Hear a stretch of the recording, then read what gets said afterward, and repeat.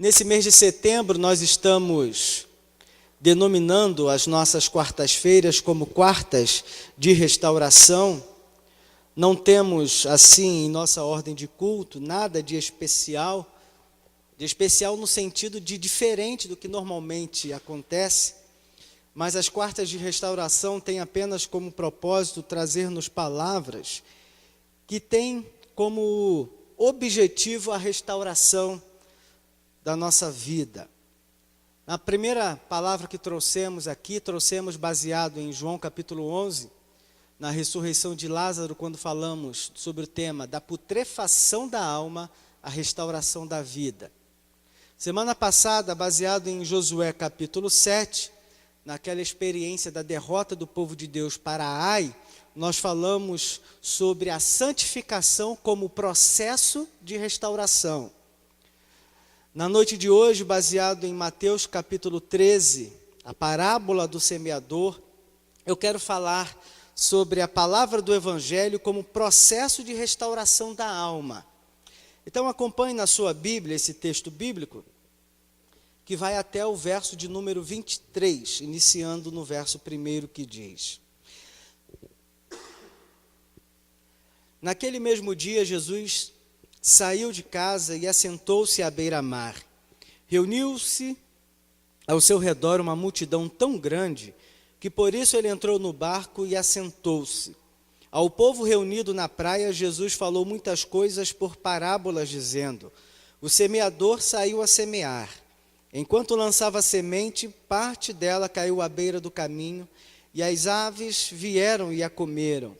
Parte dela caiu em terreno pedregoso, onde não havia muita terra, e logo brotou, porque a terra não era profunda. Mas quando saiu o sol, as plantas se queimaram e secaram, porque não tinham raiz. Outra parte caiu entre espinhos que cresceram e sufocaram as plantas. Outra ainda caiu em boa terra, deu boa colheita, a 100, 60 e 30 por um. Aquele que tem ouvidos para ouvir, ouça. Os discípulos aproximaram-se dele e perguntaram: Por que falas ao povo por parábolas? Ele respondeu: A vocês foi dado conhecimento dos mistérios do reino dos céus, mas a eles não. A quem tem será dado, e este terá em grande quantidade. De quem não tem, até o que tem lhe será tirado. Por essa razão eu lhes falo por parábolas. Porque vendo eles não veem, e ouvindo não ouvem, nem entendem. Neles se cumpre a profecia de Isaías: Ainda que estejam sempre ouvindo, vocês nunca entenderão. Ainda que estejam sempre vendo, jamais perceberão. Pois o coração deste povo se tornou insensível. De má vontade, ouviram com os seus ouvidos e fecharam os seus olhos. Se assim não fosse, poderiam ver com os olhos, ouvir com os ouvidos, entender com o coração e converter-se, e eu os curaria. Mas felizes são os olhos de vocês porque veem, e os ouvidos de vocês porque ouvem, pois eu lhes digo a verdade. Muitos profetas e justos desejaram ver o que vocês estão vendo, mas não viram, e ouvir o que vocês estão ouvindo, mas não ouviram. Portanto, ouçam o que significa a parábola do semeador. Quando alguém ouve a mensagem do reino e não a entende, o maligno vem e lhe arranca o que foi semeado em seu coração. Este é o que foi semeado à beira do caminho. Quanto ao que foi semeado em terreno pedregoso, este é aquele que ouve a palavra e logo a recebe com alegria. Todavia, visto que não tem raiz em si mesmo, permanece pouco tempo. Quando surge alguma tribulação ou perseguição por causa da palavra, logo a abandona. Quanto ao que foi semeado entre os espinhos, este é aquele que ouve a palavra, mas a preocupação desta vida e o engano das riquezas a sufocam, tornando-a infrutífera. E, finalmente, o que foi semeado em boa terra, este é aquele que ouve a palavra e a entende, e dá uma colheita de 100, 60 e 30 por um. Senhor Deus, mais uma vez estamos diante da sua palavra. E aqui vemos duas qualidades de ouvinte no texto bíblico. São aqueles que, embora ouvem, não compreendem. E aqueles que ouvem e entendem. E há uma diferença enorme entre ambos, que é o que nós vamos considerar nesta noite. Sobretudo o que nós desejamos para a nossa vida, é que teu Espírito torne o nosso coração sensível à tua palavra. Não é a palavra do homem que imprimiu estas letras nestas páginas. Não é a palavra do homem que estará falando agora diante daqueles que vieram a esse lugar, mas é a palavra do Senhor. E sempre quando nós estamos diante da sua palavra, é com esse Espírito que queremos ouvir, compreendendo, aceitando que é o Senhor quem fala por meio da sua palavra. Por isso, ó Deus, entregamos a nossa mente agora, que ela esteja concentrada naquilo que teu Espírito quer nos revelar. Nosso coração esteja cativo do Senhor nesta hora, que ele receba a sua palavra como sendo a sua palavra, em nome de Jesus. Amém. Esta é, portanto, a parábola do semeador. E a parábola do semeador é uma entre 8 parábolas que Jesus começa a narrar. Ela é a primeira. Após dela, algumas outras vêm, como a parábola do trigo e do joio, a parábola do grão de mostarda, do fermento, do tesouro escondido, a parábola da pérola de grande valor, a parábola da rede e a parábola do pai de família. Então, são parábolas narradas por Jesus. Aqui nós vemos uma sequência. E as parábolas narradas por Jesus são histórias que ensinam verdades espirituais, ensinam princípios divinos. E princípio não é algo relativo à subjetividade humana, porque princípio é eterno, princípio é imutável. E os princípios que Jesus ensina nas suas parábolas são os princípios do reino de Deus. E por isso que ele sempre diz, e o reino de Deus é assim, ou o reino dos céus é assim. Então aqui é a parábola do reino, que ensina princípios do reino. Mas qual é o princípio que está aqui sendo explícito, sendo ensinado por Jesus? Primeira coisa que a gente tem que perceber no texto bíblico era a condição da vida daquelas pessoas que estavam ouvindo Jesus. Porque o texto bíblico diz que Jesus, ele sobe no barco e ali há uma enorme multidão, pessoas vindas de todos os lugares, homens, mulheres, crianças, pessoas cultas, pessoas iletradas, pessoas com motivações boas, pessoas com motivações equivocadas, impróprias, enfim, todo tipo de pessoas. E Jesus sabia que naquela multidão, nem todos que compunham aquela multidão estavam em condições espirituais de entender aquilo que ele estaria ensinando. E é por isso que Jesus ensinava por parábola. E aí os discípulos, aqui nesse trecho, eles vão perguntar, mas mestre, por que o Senhor fala por parábolas? Porque ninguém entende quando o Senhor fala por parábolas. E aí Jesus dá a razão, não, fala por parábolas para que eles não entendam, porque eles não têm condições de entender. Você lembra daquela parábola também narrada por Jesus, quando ele fala sobre lançar pérolas aos porcos? Jesus não estava chamando as pessoas de porcos, não estava chamando as pessoas de animais. O que Jesus estava ensinando ali era que se a reação de uma pessoa não possuindo condições espirituais para entender a palavra de Jesus, é a mesma coisa que você pegar um colar de pérola e dar para um porco. porque o porco não sabe o valor que a pérola tem. Então Jesus não chama as pessoas de porcas, mas Jesus está falando que existem pessoas que, dependendo do estado em que ela está, ela não tem condições de perceber. Então ele diz, essas pessoas veem a manifestação de Deus, mas não enxergam. Essas pessoas ouvem a palavra de Deus, mas não entendem. Essas pessoas experimentam um monte de coisas espirituais, mas não percebem que são oportunidades extraordinárias que Deus está dando ali naquele momento. Por uma razão muito simples, a condição do seu coração. E a pergunta que o Senhor tem para nós hoje é: como nós temos ouvido a palavra de Deus? Como nós temos acolhido a palavra de Deus?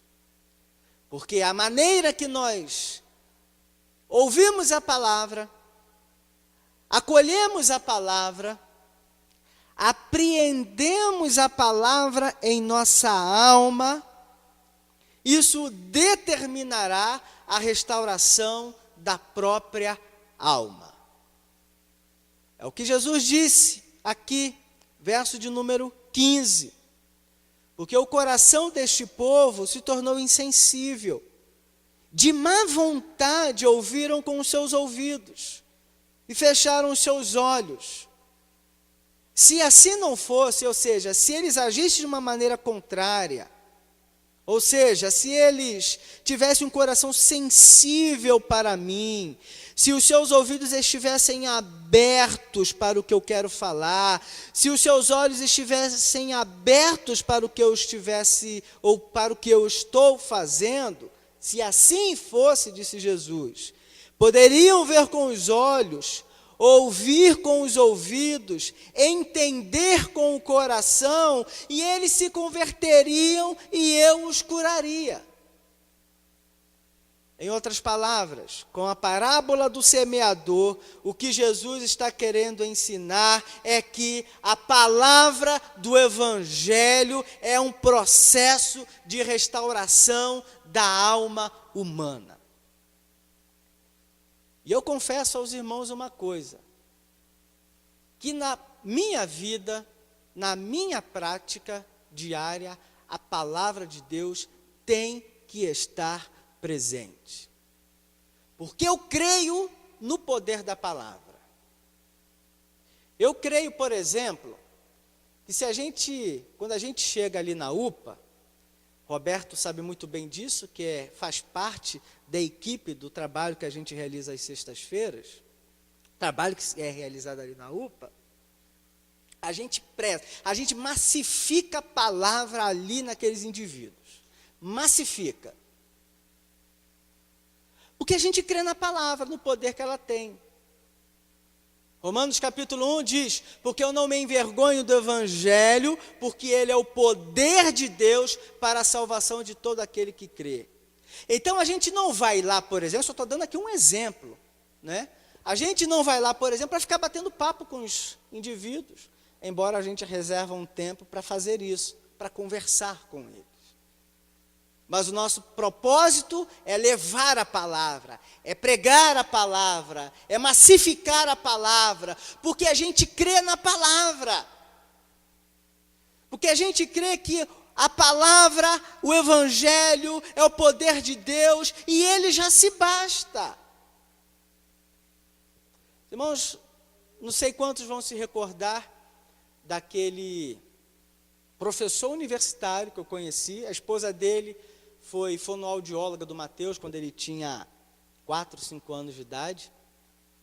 E aí ela era afastada do Evangelho, e aí já estabeleceu uma conexão com a André, que levava o Mateus. A partir daí, o coração dela começou a ficar mais sensível. Eu também me aproximei deles, porque o esposo dela é professor universitário. E eles moravam na mesma rua que nós morávamos, nos aproximamos. Enfim, aquele homem, você entrava na casa dele e ele era envolvido também com astrologia. Não confundam astrologia com astronomia. Astronomia é uma ciência, astrologia é esotérico, né? E ele é ligado a esse aspecto, astrologia. Uma vez ele chegou para mim e ele começamos a estabelecer uma relação de confiança, porque ele é envolvido com astrologia e ele detestava pastores, porque ele conheceu alguns pastores que chegavam para ele pelo fato dele ser envolvido com astrologia, mapa astral, pirâmide, aquele elefantinho indiano, todas essas coisas tinha na casa dele. Cortina indiana, coisas esotéricas, carranca, era uma salada diabólica a casa dele. E aí, quando os pastores que ele conheceu, ao observar aquelas coisas, começava a apontar o dedo, começava a criticar, porque isso é do diabo, você está levando o diabo para dentro da tua casa, e esse tipo de discurso. E aí ele só perguntava o seguinte: por que a astrologia é pecado? Por que a astrologia é errado? Por que é pecado eu ter a pirâmide na estante da minha casa? Por que isso atrai Satanás? Porque esse elefantinho indiano é do diabo. Não foi Deus que fez o elefante? Olha, ele estava tratando como um professor universitário. Os camaradas não tinham resposta, mas acusavam. E como eu sempre fiz isso, quer dizer, sempre não, porque eu já contei experiência aos irmãos também, que movido pela arrogância, eu já travei alguns debates com algumas pessoas envolvidas com algumas religiões. Em algumas situações ganhei o debate, mas perdi a pessoa. Porque debate é disputa por quem sabe mais. Ninguém está preocupado com os conteúdos. Ninguém está preocupado com a verdade. As pessoas só estão preocupadas em prevalecer. Debate é isso. Você assiste lá debate político, às vésperas das eleições, está lá um candidato falando, fala, o outro lá, o oponente, está nem ouvindo o que ele está falando. Está nem ouvindo. Ele só está aqui formulando, e ele tem uma assessoria para isso, ele está só formulando alguma coisa que ele vai dizer para derrubar aquele cara. E aí, quando o outro vai dizer, ele diz algo que não tem nada a ver com o que o anterior disse. Aí aquela coisa de réplica e tréplica não tem nada. Na verdade, a gente vê ali discursos alternados. Porque o que se quer é ganhar o debate. É só um jogo de poder. Começamos a ensinar. E aí, no escritório dele, tinha lá o mapa astral. Aí estava lá o mapa astral, os signos lá desenhados. E eu cheguei. E eu também eu não ia travar um debate com ele também, porque eu não entendia daquilo. Como ainda não entendo. Mas com ele aprendi alguma coisinha. E eu olhei para aquilo ali, falei, mas como é que funciona esse negócio aí? E ele começou a me explicar a relação dos astros no céu, a ligação que eles têm, aí vão formando lá o Sagitário, o Touro, o Peixe, e aí vai formando. Mas você olha o mapa astral, é um monte de astro, um monte de pontinho. Aí eu falei para ele assim, então quer dizer que é como aquela brincadeira de infância de liga os pontos? Você vai ligando os pontos, de repente surge uma casa. Liga os pontos, de repente surge um coelho. Liga os pontos, de repente surge um cachorro. E ele parou alguns instantes. É mais ou menos isso. Então, se eu quiser ir agora aqui, e com o dedo eu fui, eu posso, ligando esses pontos, e formar uma casa. Eu posso formar uma bola. Eu posso ligar os pontos aqui, formar um foguete. E assim fui dando os exemplos. E ele parou. E eu disse somente isso para ele. Então, do mapa astral, eu posso criar qualquer coisa. E aí ele não me respondeu. E aí continuamos a conversa. Já mudamos a conversa e tal. A gente já estava num processo de ensino bíblico. Já estávamos ensinando a Bíblia para o casal. Quase um ano depois. Aí eu fui incisivo. Olha, quase um ano estudando a Bíblia. Quando a gente está diante da palavra de Deus, a gente precisa dar uma resposta a Deus quando a gente está diante da palavra dele. A esposa dele diz, quando eu comecei a estudar a Bíblia, a chama que tinha se apagado começou a acender novamente no meu coração. E ele falou, eu também quero Jesus como Salvador da minha vida. Porque a palavra é o suficiente. A Bíblia é o suficiente. Então, como que eu ouço a palavra? Como que eu me relaciono com a palavra? Como eu recebo a palavra de Deus quando ela está diante dos meus olhos e sendo falada, pronunciada aos meus ouvidos? Como que eu me relaciono com isso? O fato é que Jesus diz que se eu ouço a palavra com o coração, ela gera em mim a salvação e cura minha alma. O contrário também é verdadeiro. Se eu fecho o meu coração, eu adoeço. A minha alma, ela decai. O fogo se apaga. E é o que sobra? A religião. E aqui a gente vê essa confrontação, porque quem estava ali diante de Jesus, quando ele ensinava por parábolas, eram os fariseus, eram os doutores da lei. Ele não estava falando de analfabeto, estava falando de gente inteligente, mas que não entendia, porque o seu coração estava fechado para a palavra. Então Jesus, no texto aqui, ele fala de 4 tipos de pessoas que se manifestam quando estão diante da palavra de Deus. 4 tipos de maneiras para receber a palavra de Deus. Primeira forma de recebermos a palavra de Deus é com indiferença. Verso 4, a Bíblia diz, enquanto lançava a semente, parte dela caiu à beira do caminho, e as aves vieram e a comeram. Verso 19, Jesus explica o verso 4. Ele diz, quando alguém ouve a mensagem do reino e não a entende, o maligno vem e lhe arranca o que foi semeado em seu coração. Este é o que foi semeado à beira do caminho. Aqui há uma ação satânica quando eu ouço a palavra com indiferença. O que é ouvir a palavra com indiferença? É entender que ela não vai fazer a diferença na minha vida. Eu sou indiferente para aquilo que não vai gerar em mim a diferença. E não vai fazer a diferença. É o tipo de pessoa que ouve a palavra e diz, pena que a pessoa tal não está aqui presente. Porque essa palavra viria de cheio ao coração daquela pessoa. Você já se sentiu assim? Eu já pensei isso.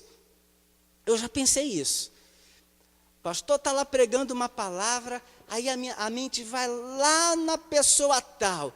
Pena que o irmão fulano de tal não está aqui, porque essa palavra era para ele. Não era. Porque quando a palavra de Deus ela é pregada para quem está presente, não quem está ausente. Ou Deus não sabe quem estaria presente ou quem estaria ausente. Será que Deus não sabe que seríamos nós a estarmos aqui? Será que Deus não sabia que eram as pessoas que estariam domingo passado aqui, quando ouviram o Dalto e o Eliseu? Será que Deus não sabe quem são as pessoas que estarão aqui domingo que vem, para ouvir a palavra que Ele estará colocando no coração do pregador de domingo que vem? Será que Deus não sabe dessas coisas? E sabe que a partir de um determinado momento eu comecei a ler a Bíblia de uma maneira diferente. Comecei a ler da seguinte forma, aqueles textos que eu achava que era para mim, eu comecei a considerar como sendo textos para as outras pessoas. E aqueles textos que eu entendia que eram para as outras pessoas, eu comecei a entender como sendo para mim. Isso aconteceu 2 coisas em mim. Eu me tornei menos crítico e mais generoso. Você entende isso? Mas quando eu estou diante da palavra, com indiferença, e aí vem o diabo, e veja que a indiferença não é uma questão de sentimento, é uma questão de decisão. Eu decido ouvir aquilo que é pronunciado da boca que eu tenho mais simpatia ou menos simpatia, e com quem eu tenho mais simpatia abro mais meu coração, quando aqueles que eu tenho menos simpatia fecho mais o meu coração. Os relacionamentos são assim. Quando nós transportamos isso para a palavra, porque a palavra de Deus não chega ao nosso coração de uma maneira contrária, através da boca de alguém, de um indivíduo. Porque não são os anjos quem nos falam. Mas quando eu, então, estou diante da palavra de Deus, quando ela está sendo pregada, quando ela está sendo ensinada, quando ela está sendo proclamada com indiferença, o diabo ele começa a agir no meu coração. Porque a semente, ela está ali. Ele diz, a semente caiu na beira do caminho. Então ele trata de arrancar, levar aquela semente, para que a pessoa, quando sair do momento de insanidade, ela vai procurar e não vai achar. Então ele arrebata. A indiferença não é o diabo quem gera, porque o diabo não precisa fazer muitas coisas, porque a gente já dá conta de fazer algumas coisas por ele, como, por exemplo, fechar o coração para a palavra, por causa da indiferença. Jesus diz que ele não age gerando indiferença, porque a indiferença é determinada por nós. Ele age arrancando a semente, porque mesmo com a indiferença a semente foi lançada, mas o coração está fechado, e antes do coração se abrir, ele vai lá e cata. Ora, queridos, se Satanás arranca a semente do nosso coração, o que sobra? É por isso que existem muitas pessoas doentes. É por isso que existem muitas pessoas que perdem tempo com muita coisa que não é a palavra. Como dizia minha avó, é por isso que tem muita gente procurando chifre em cabeça de cavalo. E quando o coração está fechado para a palavra, encontra os unicórnios da vida. Encontra. Por causa da indiferença. Segunda maneira de receber a palavra de Deus é com emoção. Verso 5 ele diz, e aqui vou rapidinho. Parte dela caiu em terreno pedregoso, onde não havia muita terra, e logo brotou, porque a terra não era profunda. Mas quando saiu o sol, as plantas se queimaram e secaram, porque não tinham raiz. Versos 6 e 7. Versos 20 e 21, Jesus explica. Quanto ao que foi semeado em terreno pedregoso, este é aquele que ouve a palavra e logo a recebe com alegria. Todavia, visto que não tem raiz em si mesmo, permanece pouco tempo, quando surge alguma tribulação ou perseguição por causa da palavra, logo a abandona. Esse é aquele que recebe com emoção. Porque emoção não tem raiz. Ela não se aprofunda, ela é rasa. É por isso que as pessoas que, quando estão, por exemplo, num ajuntamento como esse, recebem a palavra e saem dali pulando e cuspindo fogo, e glória a Deus, aleluia, aí vai para casa e fervendo, e aí amanhece no dia seguinte totalmente fria. Você já viveu isso? Eu também já vivi isso. Porque existem alguns ambientes que injetam um ópio na gente. É como que um pico na veia, o cara fica elétrico. O cara fica meio que doidão. E aí fica naquela coisa toda da emoção. Fica naquela coisa da superficialidade. E aí chega no dia seguinte, a coisa não germinou, porque é um terreno pedregoso. A semente não apodreceu para poder gerar ali a árvore, a planta, para produzir os seus frutos. Porque emoção é assim, não tem raiz, é passageira. Você pode estar hoje aqui extremamente feliz, mas quando chegar em casa, essa felicidade pode ir para o ralo. Não estou dizendo que vai acontecer, nem estou lançando maldição. Eu estou falando de possibilidades. Você pode estar aqui meio cabisbaixo e sair ali no portão, acontecer alguma coisa que as suas emoções vão lá para as nuvens. Porque as emoções, elas são volúveis, elas são como o vento que nos levam de um lado para o outro, ela não tem consistência. não tem consistência. Então, todas as vezes que eu estou diante da palavra e recebo a palavra de Deus, movido pela emoção, essa emoção, ela não sustenta a semente no meu coração, porque emoção é passageira, é inconsistente. Terceira maneira de receber a palavra de Deus é receber sem compromisso, verso 7. Outra parte caiu entre espinhos e cresceram e sufocaram as plantas, espinhos. Verso 22 explica: quanto ao que foi semeado entre os espinhos, este é aquele que ouve a palavra, mas a preocupação desta vida e o engano das riquezas as sufocam, tornando-a infrutífera. Ou seja, é quando eu estou diante da palavra de Deus sem compromisso com ela. Jesus está falando de uma atenção dividida. Jesus está dizendo aqui, ou o camarada é totalmente meu, ou a palavra ela não germina no seu coração.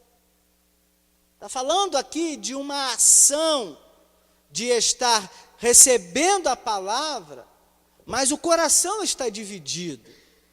Vejam que Jesus não está condenando aqui o trabalho. Jesus ele não condena aqui as riquezas. Ele não condena aqui aquelas coisas pelas quais a gente luta e trabalha e corre. Ele não condena essas coisas.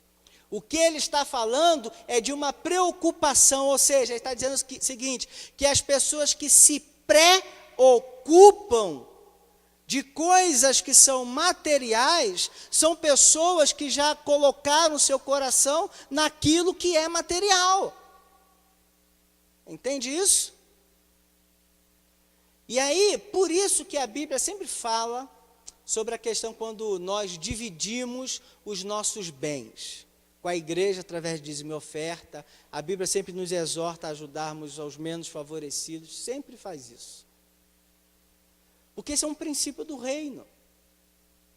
Se eu me ocupo somente das coisas que são ou que podem ser para mim, eu fujo de um princípio do reino. E essas coisas que me ocupam tornam-se um Deus na minha vida. E é por isso que nas igrejas as pessoas têm dificuldade de ouvir quando se fala acerca de dinheiro.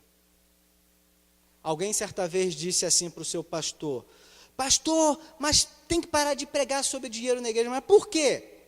Porque existem pastores aí que roubam. Tudo bem. Mas tem pastor que adultera? Tem. Mas ninguém fica indignado quando se prega contra adultério. Por que quando se fala de dinheiro não se pode? Porque tem pastor que rouba a igreja. Porque a questão não é que está se falando de pecado ou não pecado, que está se falando de um Deus. Dinheiro é um Deus. Por isso que Jesus chama, ou você serve a Deus ou serve a Mamon, o nome de um Deus, que era o Deus da riqueza. Ele não está falando de dinheiro, está falando de um Deus que domina o coração. E é por isso que em Mateus 6 ele disse, não se preocupem das coisas desta vida. Se eu cuido do pássaro, dos lírios do campo, vocês valem muito mais do que eles. Eu vou estar cuidando de vocês. Ocupem-se do quê? Buscai primeiro o reino de Deus. E a parábola aqui é a parábola do reino. Então, quando nós recebemos a palavra de Deus sem um compromisso com ela, é uma possibilidade, mas isso não gera nenhuma restauração em nossa vida. Por último, a outra maneira de recebermos a palavra de Deus é com o coração. E quando recebemos com o coração, os frutos são produzidos na nossa vida e para além de nós. Verso de número 8, outra ainda caiu em boa terra, deu boa colheita, a 100, 60 e 30 por 1. Ou seja, cada semente, a proporção era essa, uma semente para 30, uma semente para 60, uma semente para 100. É a maneira como nós ouvimos, recebemos a palavra com um coração aberto, entendendo que é a palavra de Deus. Isso faz com que a nossa vida seja uma vida frutífera. E aí ele diz que essa palavra, ele entra no nosso coração, na nossa alma, ele nos converte, ele nos cura. Quando fala de conversão aqui, não é a conversão dos pecados, mas é uma conversão que tem que acontecer sempre em nossas vidas. Porque quando não há uma conversão contínua das nossas vidas, não no sentido de salvação, mas no sentido de aspectos que precisam ser tratados pela palavra do Evangelho na nossa existência, quando nós nos convertemos, a nossa vida melhora. Mas não é uma melhora material, mas é uma melhora na alma. Coisas que não são explicadas. Existem pessoas que dizem, eu estou muito feliz porque ganhei na Mega Sena. Tem gente que está feliz por isso. Só que mais de 80% dos brasileiros que ganham em jogo, em pouco tempo perde toda a fortuna. Há um estudo que já diz sobre isso. Isso é inconsistente. Isso aí é bom que seja assim mesmo, para que a gente entenda que o nosso sustento pelo plano de Deus não é jogo, é o fruto do nosso trabalho. Infelizmente tem crente que joga aí no bicho, na cena, uma série de coisas por aí, nos cavalos, será mais o quê. Mas há um princípio bíblico para isso. Mas enfim, não é esse o nosso assunto. O que a Bíblia está dizendo aqui é que quando essa semente cai no coração aberto, esse coração é uma boa terra, porque o indivíduo ele ouviu a palavra, a entendeu e permitiu que ela frutificasse na sua vida. Veja que ele está falando de indivíduo, está frutificando na vida do indivíduo, não está frutificando na vida do outro, a partir daquele que ouviu, está frutificando na vida dele. Ou seja, se o meu coração está aberto para a palavra, ela frutifica na minha alma, é dentro de mim. Isso não é um número, esse 30, 60, 100 por 1 aqui, não é o número de pessoas que se convertem na minha vida, não. Ele está falando de algo que acontece dentro da minha própria alma, em sinal de conversão, em sinal de cura, em sinal de restauração, porque a minha alma, pelo caminho do coração, se abriu para a palavra de Deus.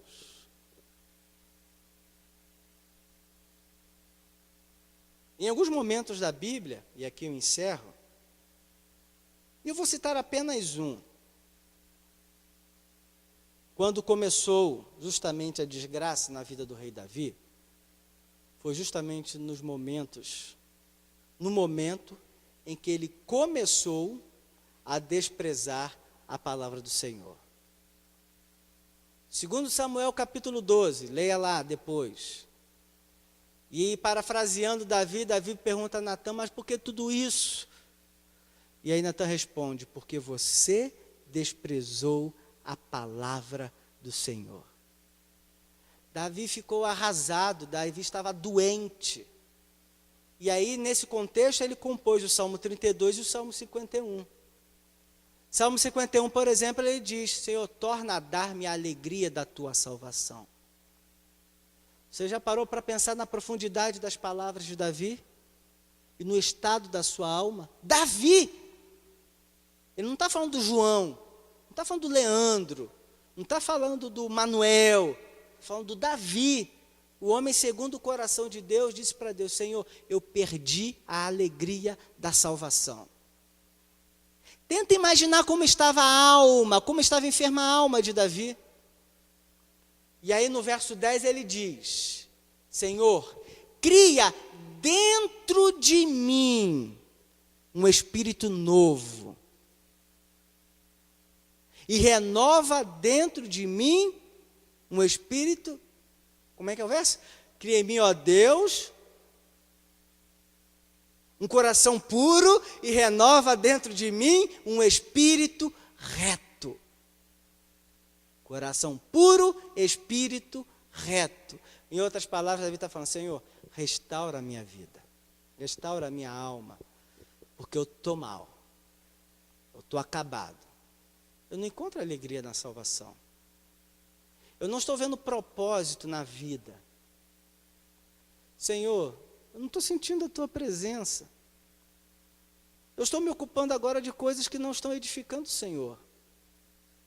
Eu tenho pronunciado coisas que têm envergonhado o teu nome, que têm feito o Senhor chorar e tapar os ouvidos. Eu tenho pensado coisas que têm entristecido o seu coração. Eu tenho planejado, tenho sonhado, tenho articulado coisas que estão na minha alma como um lixo, que me está adoecendo por dentro, porque está apodrecendo a minha alma. E eu não vejo alegria mais. Quando eu paro para pensar certas coisas, eu penso em coisas com algum prazer, mas que no final daquilo me dá um desgosto tão grande na alma, que é como uma droga. O cara, quando está usando droga, nunca usei, mas eu já tive experiência com dezenas de pessoas, porque igreja no Rio de Janeiro, falo do Rio de Janeiro, porque o Rio de Janeiro é cercado por favelas, então toda a igreja está perto de alguma favela, quando não está dentro da favela, muitas estão dentro da favela. No Rio eu fui membro de uma igreja que ficava a 200 metros da favela, então era mensalmente, a igreja colhendo pessoas e pagando para as pessoas ficarem internadas, para se recuperarem. Algumas se convertiam, outras não. Mas a questão é que os testemunhos são sempre os mesmos. Dá um prazer enorme quando a gente usa, mas depois que passa o efeito, que desgraça, que inferno é na vida. É assim a alma do crente, quando ele não recebe a palavra de Deus como sendo a palavra de Deus.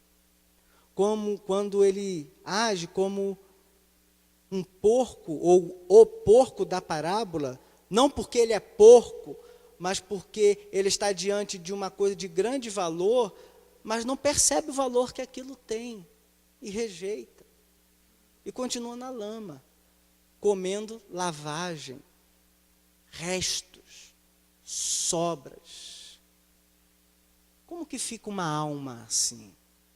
Doente, enferma. E é por isso que na parábola da semente, Jesus pergunta assim: como você tem ouvido a minha palavra? Como você tem se relacionado com a minha palavra? Em qual desses grupos você aqui se encaixa? Mas ele diz, se você não endureceu o seu coração, se você abrir o seu coração, você vai ouvir e vai entender. Você vai ver e vai enxergar. E aí eu vou salvar a sua vida, eu vou curar a sua alma, vou restaurar a sua alma. Você precisa que a sua alma seja restaurada? A proposta de Jesus é: abra o seu coração para a palavra do Evangelho. Porque ela, e somente ela, dará conta da saúde da sua alma. Amém, queridos? Vamos ficar de pé e vamos orar? Obrigado, Senhor, pela tua palavra. Obrigado porque a tua palavra é sempre desafiadora. E a tua palavra nos diz que ela própria é como uma espada de 2 gumes e corta para tudo que é lado. E ela vai penetrando nas regiões mais abissais do nosso ser, no mais profundo do nosso ser. A tua palavra nos diz que ela, como a espada, discerne as intenções do coração, os pensamentos, percorre as juntas e medulas e vai fazendo ali uma operação, e isso dói. Dói porque é uma cirurgia de fato. Mas na medida em que nós nos permitimos a sua palavra, embora a dor que ela produza, no final haverá alegria, o prazer, o regozijo pela salvação, a saúde em nossa alma. Nós desejamos, Pai, que o nosso coração esteja sempre diante da Tua palavra. Queremos que o nosso coração esteja sempre aberto para a Tua palavra. E como uma boa terra, venha germinar a semente do Evangelho. E germinando a semente do Evangelho, os frutos sejam produzidos, o Senhor se alegra e seja também glorificado. A minha oração, Pai, é em nome de Jesus, e ainda pedir que o Senhor nos despeça em paz aos nossos lares. O restante de nossa semana seja ricamente abençoada pelo Senhor em Cristo Jesus. Amém. Queridos, que Deus abençoe a vida de cada um de vocês.